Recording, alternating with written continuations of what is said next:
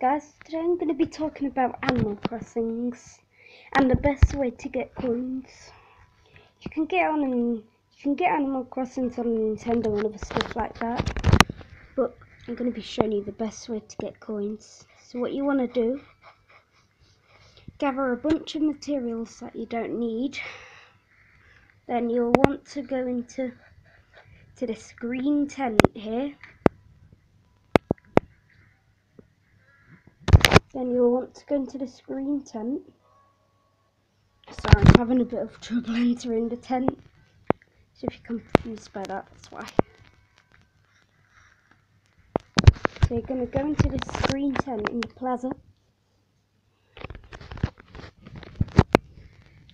Then go up to Timmy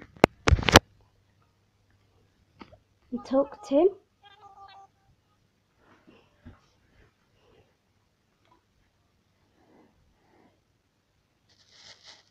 Then press I want to sell.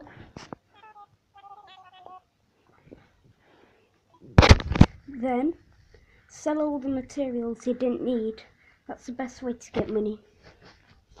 You can also sell creatures, fish and sea creatures and stuff like that. But that's the best way to get money.